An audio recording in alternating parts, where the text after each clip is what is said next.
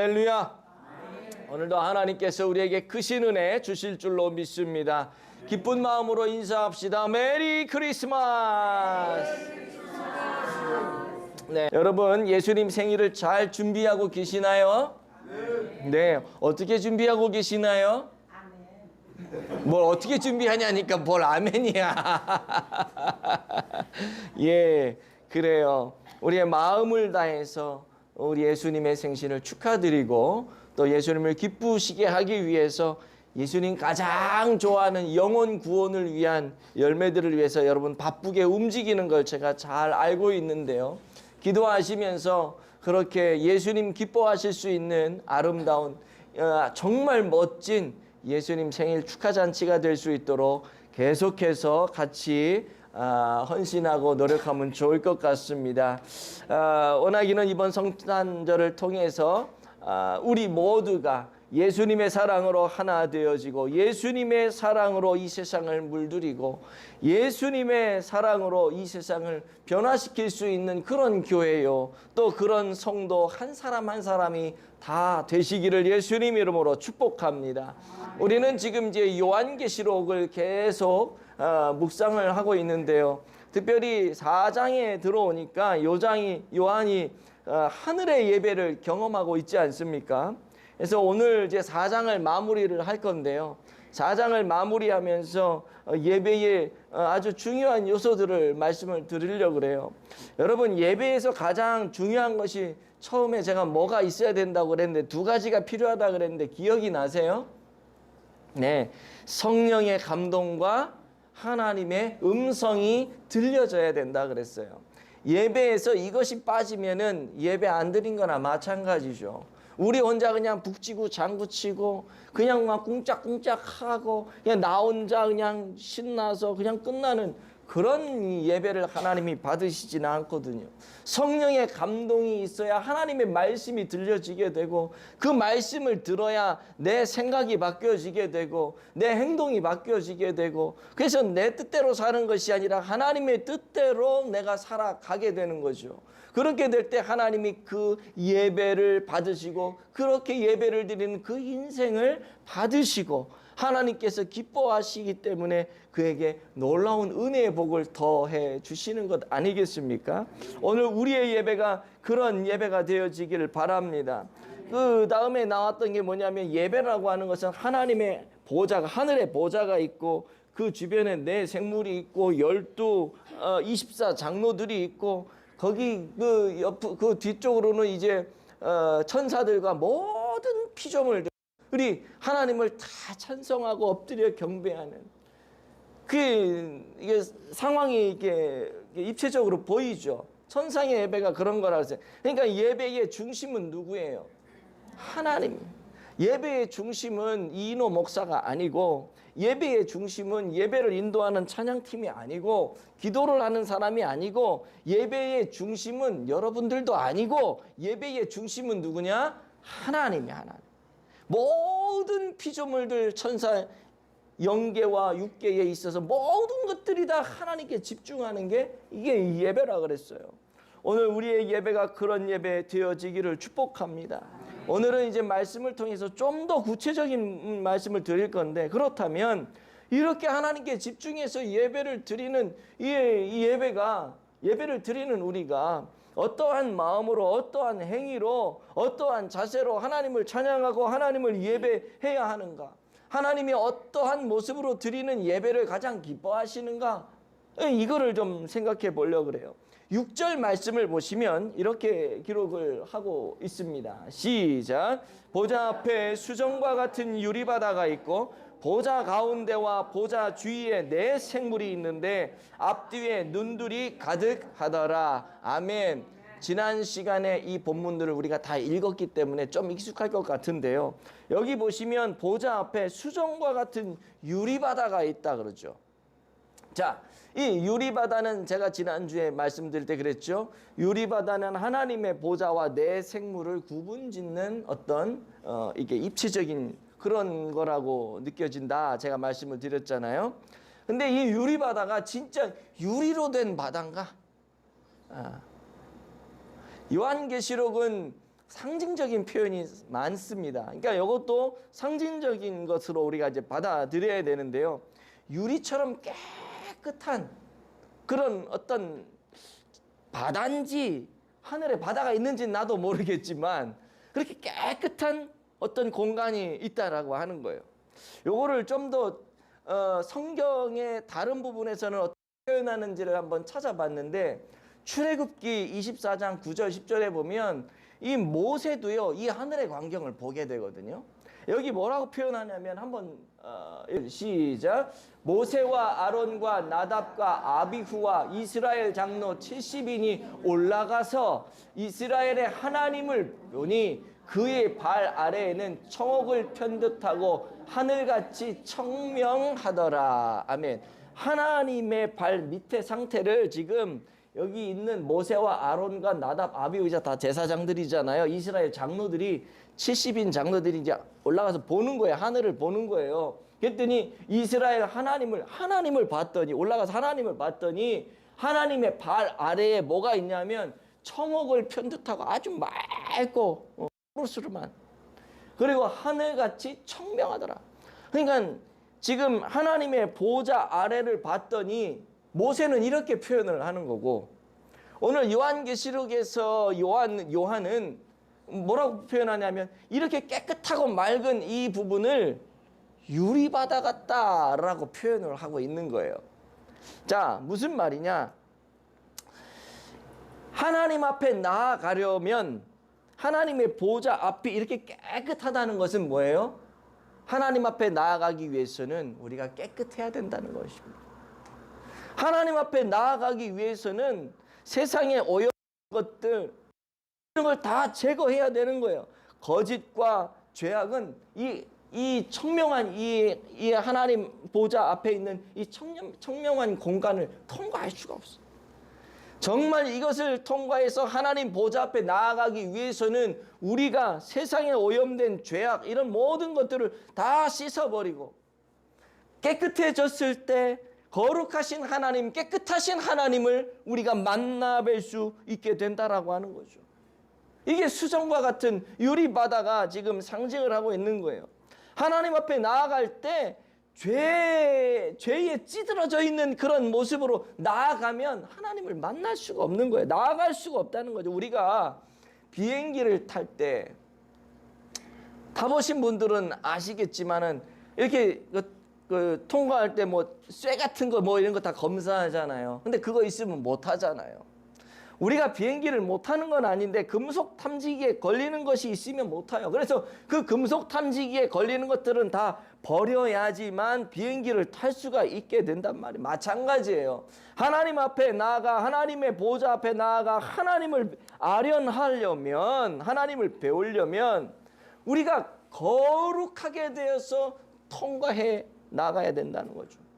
거룩하다는 건 뭐예요? 우리 안에 오염된 것, 죄의 모습들을 다 제거해야 되는데 다시 말해서 진정한 예배자의 조건은 뭐냐?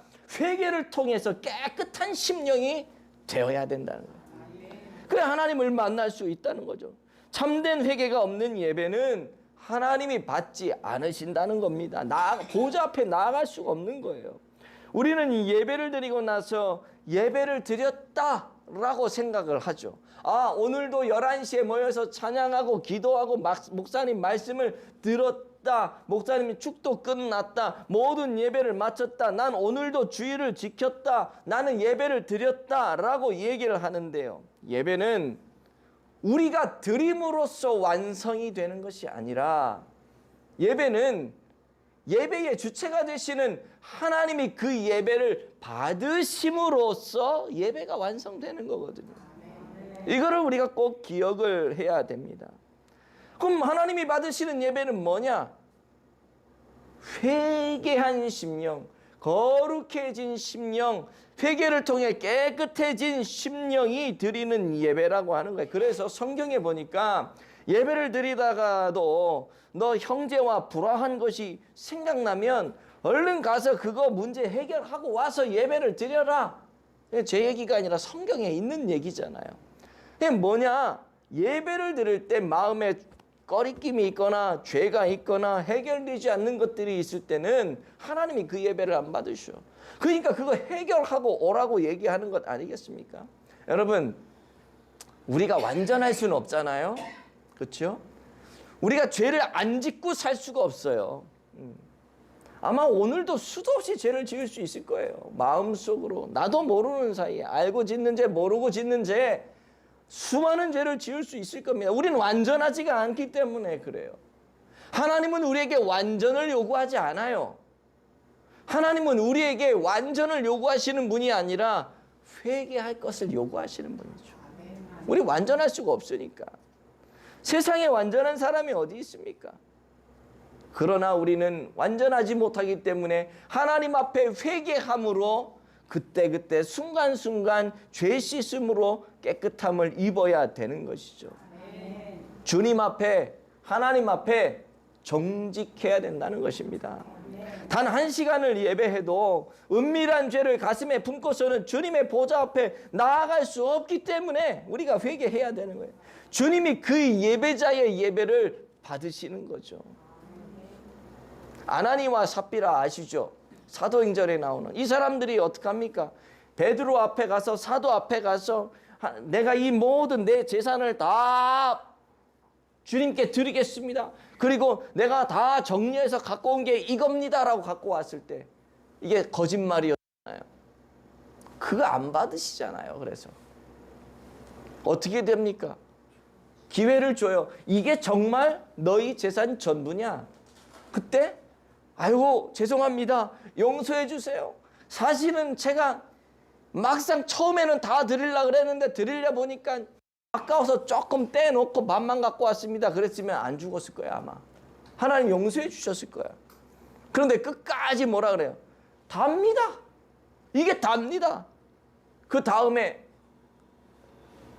그 삽비라 부인이 들어왔어. 부인이 들어와서도 또 물어보잖아. 이게 정말 다냐 그랬더니 부인도 똑같이 작당을 해가지고 이게 답니다. 그래가지고 남편 죽고 아내 죽고 그 집안이 다 그렇게 됐잖아요. 하나님 앞에 정직한 게 너무 중요한 거예요. 하나님 앞에 깨끗해야 되는 거예요. 우리가 처음부터 끝까지 계속 깨끗할 수는 없지만 예배 드릴 때 그런 회개하는 심령으로 기도하고 회개하고 깨끗한 심령으로 하나님을 예배할 때 그 예배 받으시는 거죠. 오늘 여러분의 가슴 속에는 은밀한 죄가 혹시 없습니까? 이건 나밖에 모르는데 설마 누가 알겠어? 이건 나밖에 몰라. 내 아내도 몰라. 아무도 몰라. 나만 알아. 아니요. 어떻게 나만 아는 죄가 있어요? 우리 하나님 다 아십니다. 우리가 사람의 눈을 속이고 부모의 눈을 속이고 목사님의 눈을 속일 수는 있어도 하나님의 눈을 속일 수가 없어요. 다 아십니다. 다 아십니다. 우리 안에 있는 그 죄를 우리 하나님 앞에 다 내어놓고 용서를 구해야 돼요. 그리고 예배를 드려야 되는 겁니다. 모든 죄를 다 고백하고 깨끗하게 된 채로 주님의 보좌 앞에 나가 예배할 수 있는 우리들 되어지시기를 축복합니다. 그래서 예배 전에 와서 잠깐 앉아서 하나님, 내가 한 주간 동안 또 이런 죄를 졌네요. 하나님 앞에 이렇게 다짐하며 살기로 결단을 했는데 그게 얼마 못 갔네요. 오늘 또 예배하러 왔습니다. 하나님, 나의 이 추악하고 더러운 이 마음의 죄를, 이 내가 행동으로 지은 죄를 하나님 용서해 주시고 오늘도 내가 하나님 앞에 드릴 이 예배를 하나님 받아 주옵소서. 이런 마음으로 예배를 준비하는 거잖아요.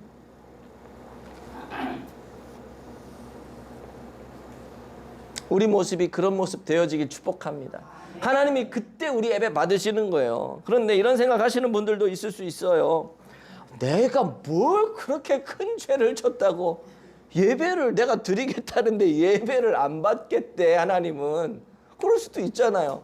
뭐 내가 사람을 죽였어, 뭐 사기를 엄청나게 쳤어, 뭐 그럴 수 있잖아요. 아, 그게 그렇게 회개해야 할 그런 죄야? 아유, 내가 지은 요 코딱지만 하고 정말 죄 같지도 않은 이런 것까지 회개하라 그러면은 이 세상에 죄 안 짓는 인간이 도대체 어딨어? 라고 생각할 수 있는 분들이 있죠. 대부분 그런 분들은 착하게 사신 분들이에요. 세상 사람들이 볼 때 저 사람은 법 없이도 살 사람이야 라고 얘기할 정도로 착하게 사신 분들. 그런데 그분들도 죄를 지을까요? 안 지을까요? 지어요. 성경이 그러잖아요. 의인은 없나니 하나도 없다. 의로운 사람은 이 세상에 하나도 없어요. 하나님의 시각으로 볼 때 이 세상에 죄인 아닌 사람이 하나도 없는 것이죠. 우리는 뭐 큰 죄, 작은 죄 그러지만은요, 하나님 보실 때는 큰 죄든 작은 죄든 다 하나님의 영광에 이르지 못하는 죄예요. 그래서 성경이 얘기하잖아요. 하나님의 영광에 이르지 못했다. 그래서 우리가 진짜 예배자가 되기 위해서는요, 그 작은 죄까지도 다 회개해야 되는 것입니다. 뿐만 아니라 죄에 대한 부분에 있어서 제가 한 가지를 더 말씀을 드린다면은, 하나님의 보좌 앞에 나아가지 못하게 하는 죄 중에 정말 큰 죄, 아주 큰 죄가 뭔 줄 알아요? 그게 사기. 대통령이 이번에 탄핵이 됐지만은 그게 계엄령 선포를 하면은 천국에 못 갈까요? 엄청난 죄를 져서 뭐 국민들이 탄핵을 했지만은 어쨌든 그런다고 못 갑니까? 얘기해봐요. 대통령 못 가요? 탄핵되면 못 가요? 사람을 죽였어. 살인자 천국에 못 가요?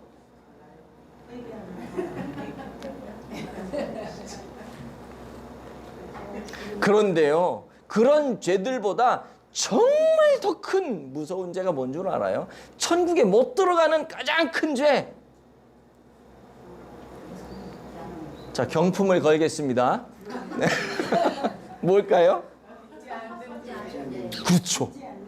예수님을 믿지 않는 죄. 옛날에 지존파 뭐 이런 사람들 있었잖아요. 얼마나 무시무시한 들입니까? 그런 사람들도요, 형장의 이슬로 사라지기 전에 예수님을 고백한 사람들이 있잖아요. 그 사람들 천국 간단 말이에요.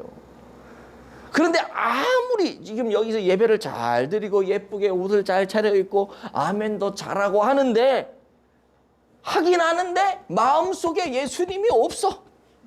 마음속에 예수님을 믿지 않아.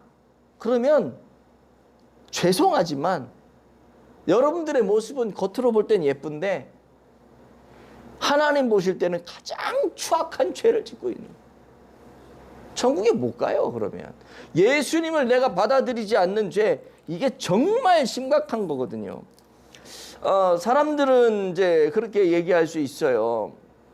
일반적으로 그냥 인격이 좋으시고 좀 고상하시고 좀 배운 것도 많고 뭐 이렇게 그냥 인격적으로 그냥 살아가시는 이런 분들, 근데 이제 예수님에 대한 마음에 확신이 없는 분들, 이런 분들은 이런 생각을 하실 수가 있어요. 예배를 지금 드려도 오늘 목사님 말씀 참 은혜 받았다 표현할 수 있죠. 예. 은혜가 그분이 말하는 은혜가 뭔지는 모르지만 은혜 받았다라고 표현할 수가 있어요. 또 어떤 분들은 오늘 목사님 말씀 참 좋은 말씀 들었다라고 표현을 할 수도 있어요. 그러면 또 어떤 분들은 예배를 드리면서 목사가 설교를 할 때 아멘, 아멘, 이게 뭐예요? 맞습니다. 나도 거기에 동의합니다. 이런 뜻이잖아요. 그러면서 막 이렇게 이렇게 할 수가 있어요. 맞장구를 치면서 할 수가 있어요. 그리고 예배를 딱 드리고 나면 예배 안에서 임하는 어떤 위로, 격려, 그리고 목사님 하시는 말씀과 내가 생각하는 게 똑같아. 그러면 공감대가 형성이 되어가지고 예배를 딱 드리고 나면 기뻐. 뭔가 문제가 해결된 것 같아. 그럴 수 있어요, 없어요? 있죠. 근데 그게 예배는 아닐 수 있어요. 무슨 말인지 알아요? 그 정도의 공감대, 그 정도의 위로, 그 정도의 격려, 맞아, 나랑 생각이 똑같아. 그리고 예배를 드리고 나면 기분이 좋아져. 그런 예배 안에 그런 요소들이 있다 보니까 예배를 고 나면 기분이 좋아져. 아, 목사님 나랑 똑같이 생각하네. 은혜 받은 게 아니라 목사님이 나랑 똑같이 생각하는 게 기분이 좋은 거야. 그럴 수 있죠. 왜 아닌 척해요? 있단 말이에요. 제가 텔레비 프로 중에 이제 자주는 아니지만 그래도 딱 돌리다가 딱 나오면은 딱 고정하는 프로그램이 있어요. 그게 뭐냐면 김창옥 쇼예요. 그게 김창옥 쇼인지 뭔지 모르겠는데 나오는 사람이 김창옥 씨예요. 근데 그분 얘기를 이렇게 듣다 보면 설교 듣는 것 같아. 이게 들으면서 마음에 아이고 맞아. 그래서 그래 그 사람 얘기 들으면은 그 얘기하는 게 나인 것 같은 느낌, 내 속을 다 뚫어보고 얘기하는 것 같은. 그러면서 그 얘기를 듣다 보면은 공감이 되어지고 그래 또 뉘우쳐지게 되고 그래 내가 그때 그렇게 했으면 안 됐어 뭐 이런 생각이 막 든단 말이에요. 그래서 그 텔레비전 프로를 보다 보면은 그냥 계속 보게 되는. 제가 그러면 예배 드린 건가요? 여러분들이 교회에 와서 목사님의 설교를 들으면서 그 정도 공감을 할 수 있어요. 그거 예배 아니에요. 그냥 좋은 강연 하나 듣고 그냥 위로받고 격려받고 가는 거지 그거 예배 아니에요. 그 잘 구분하셔야 돼요. 그리고 아멘, 할렐루야, 나도 동의합니다, 그렇게 믿습니다. 언제 그래요? 내 마음에 들면. 우리는 그걸 은혜 받았다 그러잖아요. 내 마음에 들면 은혜 받은 거야. 내 마음에 위로가 되면 은혜 받은 거야. 중심이 누구예요? 나예요. 그게 예배 아니에요. 예배는 누구에게 중심이에요? 하나님께 중심이에요. 하나님께 집중해서 하나님의 영광을 봐야 되는데 그 영광을 보지 못하고 나에게 집중해서 내 문제, 내 상처, 내 아픔, 내가 해결돼야 하는 거기에 집중해서 그게 해결이 되는 것 같고 거기에 위로가 되어지면 내가 은혜 받았다고 착각을 해요. 그리고 예배에 오늘 은혜스럽다라고 얘기를 해요. 이게 착각이라는 거예요. 착각. 물론 예배에는 그런 위로도 있고 격려도 있고 여러분들이 말씀하시는 그런 공감대도 있고 다 있어요. 그러나 정말 중요한 거는 하나님이 그런 위로도 주시지만은 정말 중요한 거는 핵심이 뭐냐? 중심이 하나님께 있어야 돼. 하늘의 보좌를 봐야 되는 거예요. 하늘의 보좌를 보고 하늘의 보좌에 앉아 계신 그 하나님의 영광을 바라보면서 아, 그분을 보니까 아, 내가 믿는 하나님이 이런 하나님이시구나. 내가 믿는 하나님이 이런 하나님이시구나. 이거를 보고 깨달으면서 자기 처지를 보는 거죠. 아, 그렇다면 내가 지금 당면한 문제가 아니구나. 저 하나님을 내가 믿고 있다면, 저 위대한 하나님을 내가 믿고 있다면 지금 내가 당면하는 이 어려움들 저분이 다 해결하시겠구나. 저분이 다 은혜로 베풀어 주시겠구나. 저분에게만 나는 집중하면 내가 가지고 있는 모든 문제는 끝나는구나. 이거를 예배를 통해 볼 수 있어야 돼요. 내 상황은 하나도 바뀌지 않았어. 여전히 나는 빚더미 속에 있고, 내가 빚더미 속에 있다는 게 아니라 나는 여전히 빚더미 속에 있고 나는 여전히 몸이 아프고 나는 여전히 그냥 힘들어. 하루하루 사는 게 힘들어. 그런데 그것 때문에 내가 힘든 게 아니라 그 전능하신 엄청나신 하나님, 천지의 주제가 되시고 만물의 주제가 되시는 그 하나님을 내가 바라보지 못한 게 문제였던 거죠. 그거를 바라보는 게 뭐예요? 예배예요. 예배예요. 원하기는 우리의 예배를 좀 점검해 봤으면 좋겠어요. 내가 하나님께 집중하고 있는가? 예배를 통해서 오늘도 무슨 위로받으려고 하고 있는가?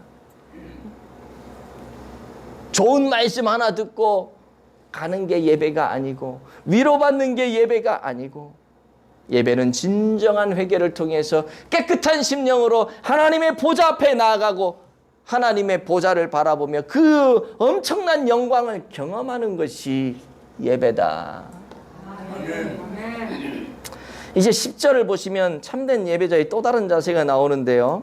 이렇게 10절 한번 넘겨주세요. 시작. 24장로들이 보좌에 앉으신 이 앞에 엎드려 세세토록 살아계시는 이에게 경배하고 자기의 관을 보좌 앞에 드리며 이르되, 여기 보시면 엎드려 경배하고 라는 말이 있죠. 엎드려 경배한다라고 하는 것은 그냥 납작 엎드려가지고 무릎 꿇고 뭔지 아시죠? 예, 완전히 그 사람 앞에 쫙 부복하는. 무슨 말이냐? 주님 앞에 나는 죽은 존재나 마찬가지입니다 하며 주님 앞에 항복하는 거예요. 나의 생사 여탈권을 완전히 하나님 앞에 올려드립니다. 무슨 말이냐? 나의 옛사람은 이제 완전히 죽었습니다.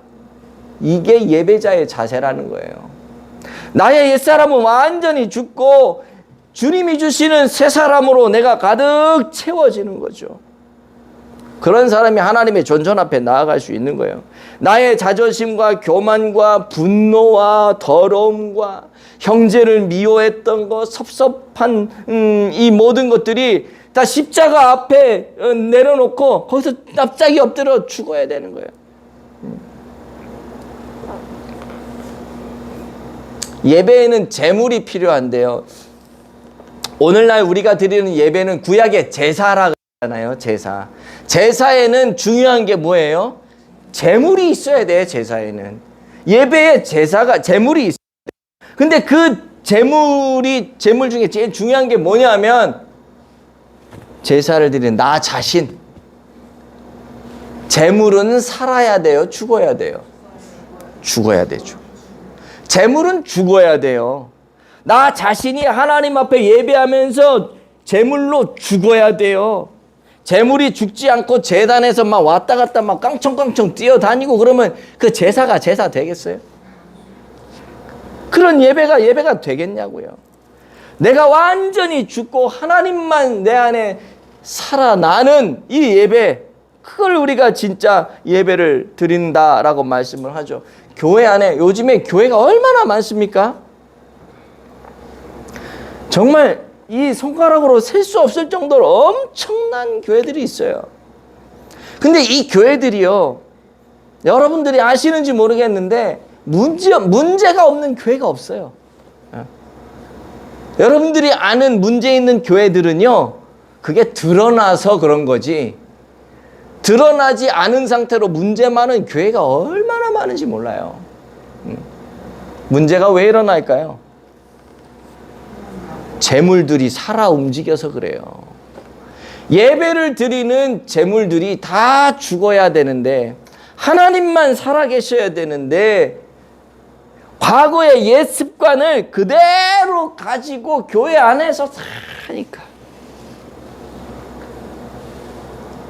과거의 모든 옛사람이 완전히 죽어버리고 예수 그리스도로 인해서 예수 그리스도를 믿는 마음 안에서 내가 새로운 피조물이 되어서 하나님 기뻐 받으시는 존재가 되어서 하나님 순종하며 하나님의 영광을 찬양하는 인생이 돼야 되는데, 그게 안 되고 여전히 교회는 나오는데 예배는 드리는데 과거의 내 습관, 그 더러운 그걸 그대로 가지고 와서 세상에서 하던 거 교회에 와서 똑같이 하고,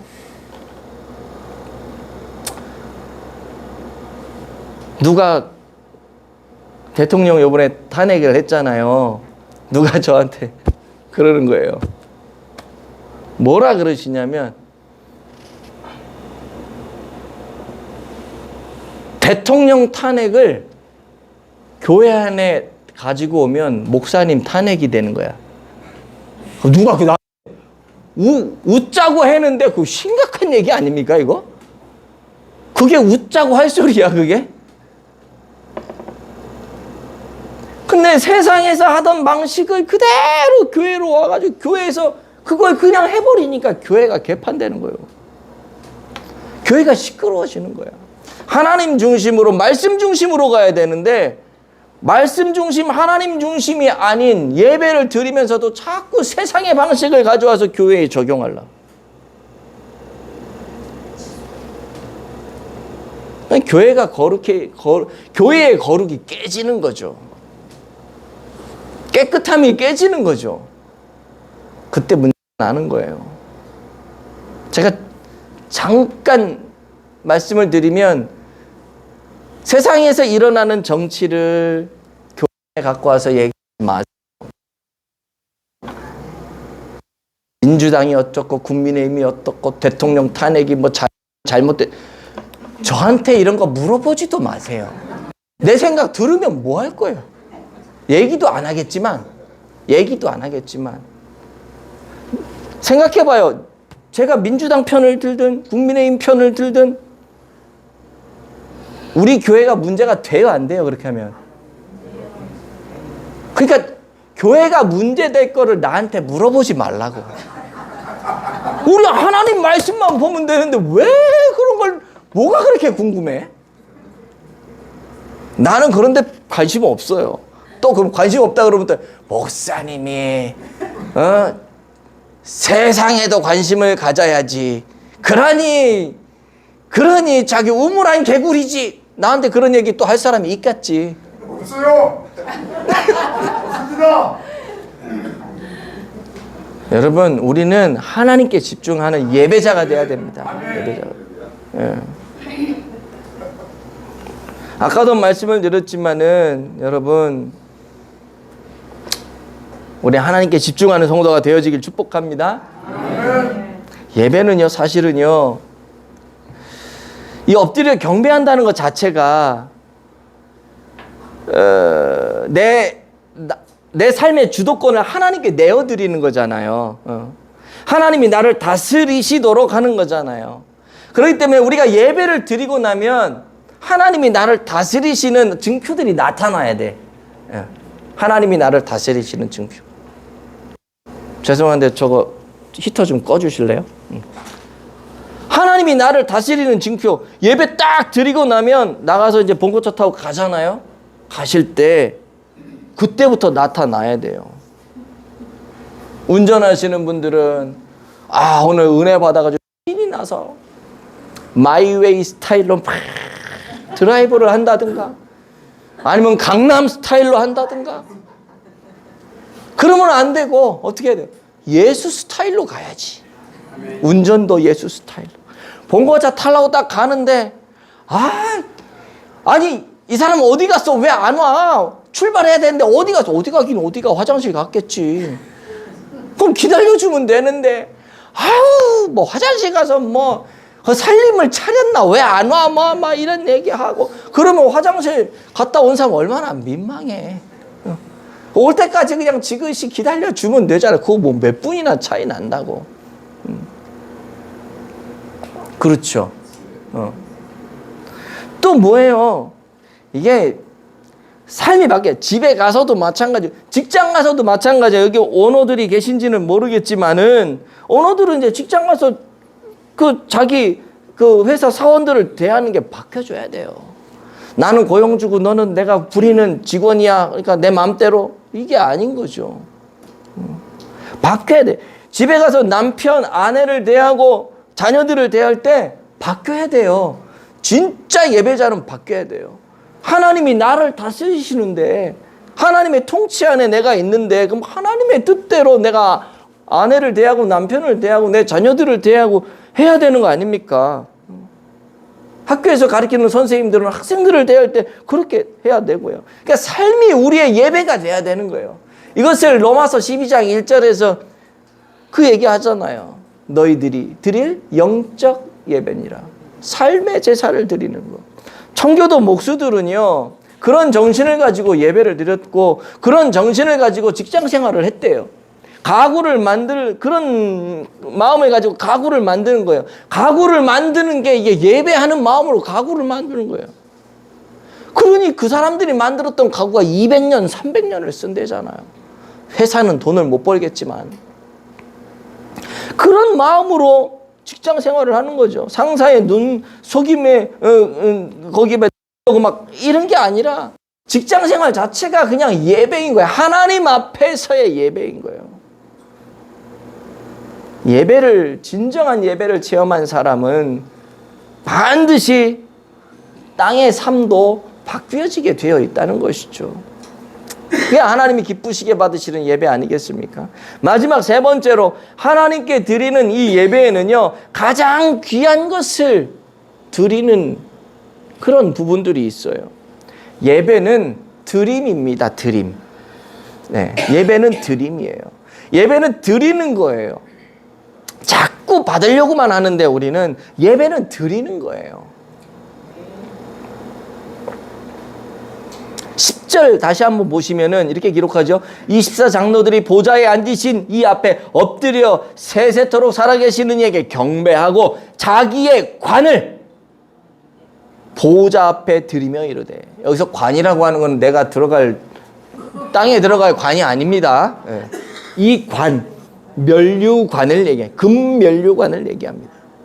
24장로들이 자기 관을 보좌 앞에 드렸다라고 했어요. 면류관을 드렸다고 했어요. 이 면류관은 우리 주님이 너 세상에 살면서 정말 수고 많았다. 정말 하나님의 나라를 애를 많이 썼구나. 전도도 많이 했구나. 뭐 다양한 뭐 했구나 하면서 하나님이 주시는 아주 고귀한 특별한 상입니다. 이 면류관이라고, 금면류관이. 근데요, 그 좋은 것을 이 24장로들이 뭐 해요? 벗어가지고 하나님께 드리는 거예요.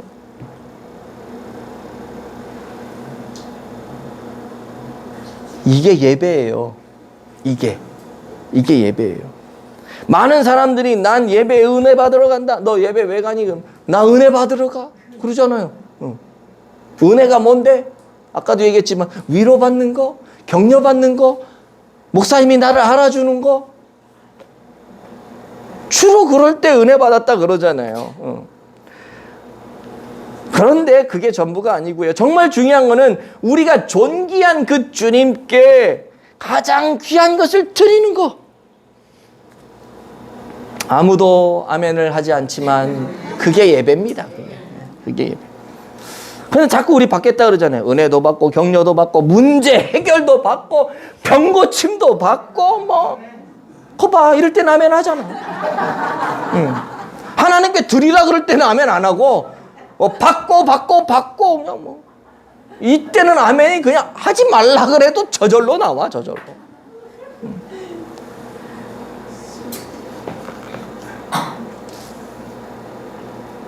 그렇게 하나님이 주신 게 많은데 우리는 또 받으려고. 하나님이 뭐 하나님하고 우리 관계가 채무자와 채권자 관계예요? 하나님이 빚쟁이야? 맨날 달라 그래. 언제 줄 건데? 맨날 하나님한테 달라 그래. 우리는 하나님 맨날 주고 있는데도 더 달라 그래. 그게 우리의 예배의 모습이 아닌가. 물론 아까도 말씀드렸지만 예배에 그런 은혜를 받아야 돼요. 그거 맞아요. 그러나 예배는 기본적으로 받는 것보다 드리는 게 더 우선이다. 이제 며칠 있으면 아기 예수님이 이 땅에 오신 성탄절 아닙니까? 아까 광고할 때도 제가 말씀을 드렸지만 우리 예수님의 성탄을 맞이해서 예수님께 뭘 드려야 될 거 아니에요. 그냥 우리가 시끌벅적하게 뭐 이것도 하고 저것도 하고 막 하는데 그게 예수님께 드리는 걸까? 그런 생각을 한번 해봤어요.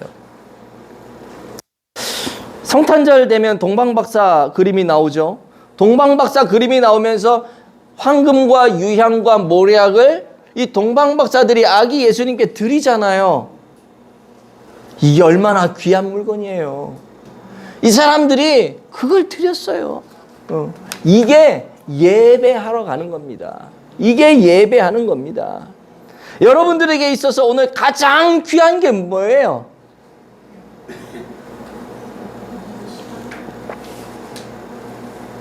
여러분 우리가 11조 드리잖아요. 그죠? 11조 드릴 때 아까워요? 안 아까워요? 안 아까운 게 정상이어야지. 예, 안 아까운 게. 예. 11조 드릴 때 안 아까운 분도 있고 11조 드릴 때 아까워서 다 드리지 못하고 봉투에 넣었다가 한 장만 빼. 아니야. 요번 달에는 좀 어려우니까 5장. 그렇게 드리는 분도 있을까요? 없을까요?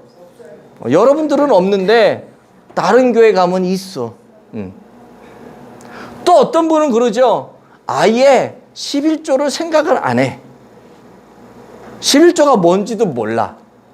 그러고 신앙생활하고 그리고 집사되고 분을 받는 경우들도 많이 있을 수 있어요. 근데 여러분 11조는요 상징적인 겁니다. 상징적인 거. 어떤 상징이냐면 내가 가진 모든 재물, 내가 한 달 동안 받은 이 수익은 사실 내게 아니라 하나님 건데 하나님이 내게 주신 겁니다.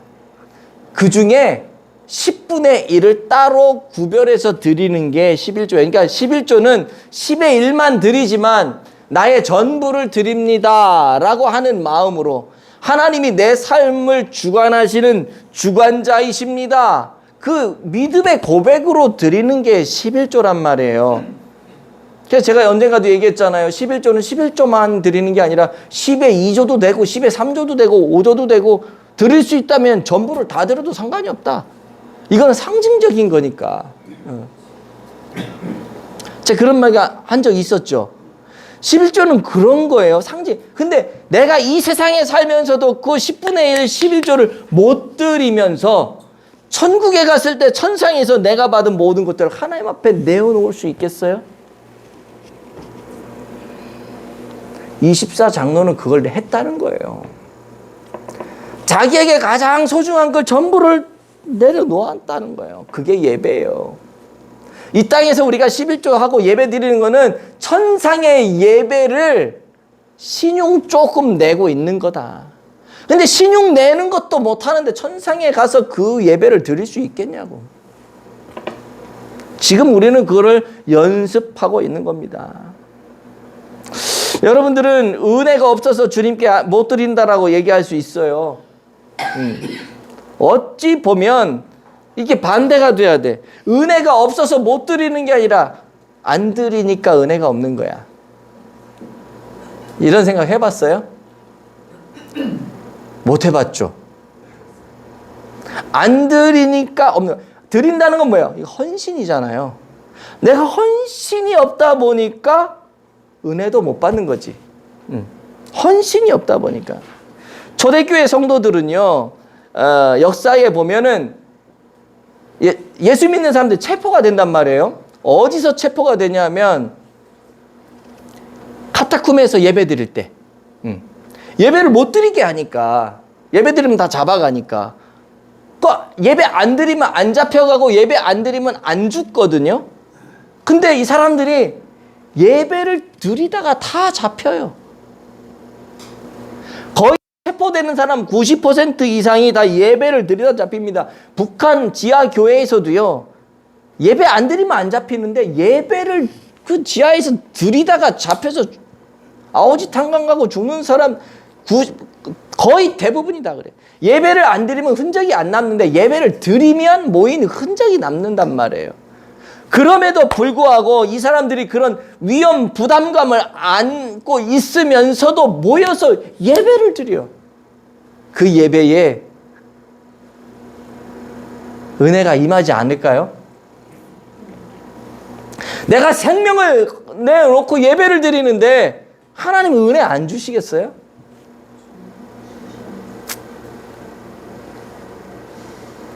그 사람은 거기 생명을 걸고 지금 헌신하고 있는 거예요.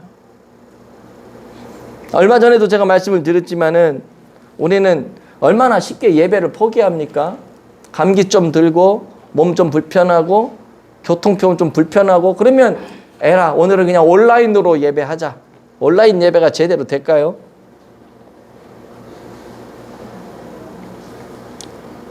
우리 그럴 때 많잖아요. 내가 예배를 드릴 때 정말 내가 헌신하는 마음으로 나의 가장 귀한 것들을 내어드리는 마음으로 예배에 오고 있느냐? 어떤 분은 나에게 가장 중요한 게 돈이 될 수도 있겠죠. 어떤 분들은 내가 가장 귀한 게 시간이 될 수도 있겠죠. 어떤 분들은 건강이 될 수가 있어요. 건강, 시간, 돈이 다 급한 사람들, 중요한 사람들도 있겠죠.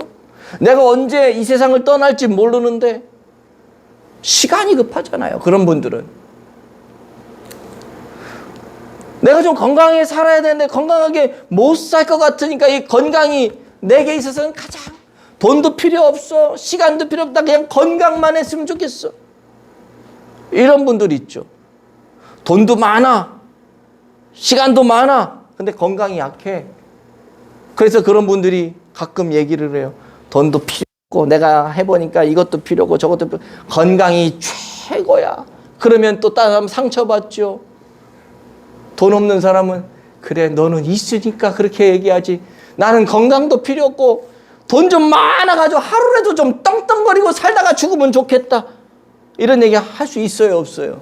다 달라요. 그래서 그 여러분들의 처한 상황에서 가장 소중한 그거 드리는 게 예배예요. 아멘. 특별히 이제 말씀을 마칠 건데 이번 성탄절 이때 제가 요즘에 기도하면서 작년에는 온다는 사람들이 몇 있었던 것 같은데 올해는 온다고 연락 오는 사람이 별로 없네. 이런 이제 마음에 부담이 이렇게 생기면서 하나님 왜 올해는 작년하고 좀 분위기가 다른 것 같은 느낌이 자꾸 들지요. 내가 문제인가요? 이렇게 기도를 이렇게 하고 있어요. 여러분, 하나님이 제일 기뻐 받으시는 여러분들의 가장 소중한 건 뭐예요?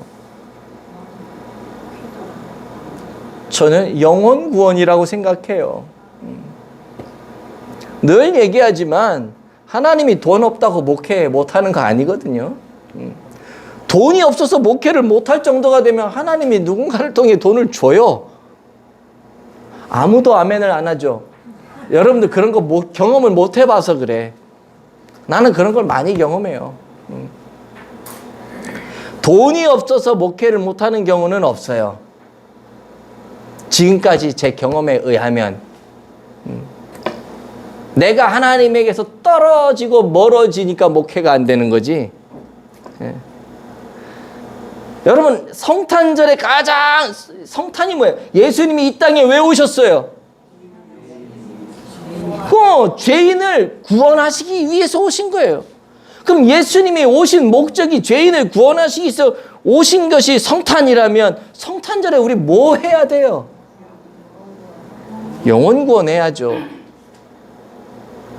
헌금 많이 하고 물건 많이 갖고 오고 이것도 좋은데 정말 중요한 거는 하나님이 찾으시는 잃어버려진 영혼을 모시고 오는 거예요.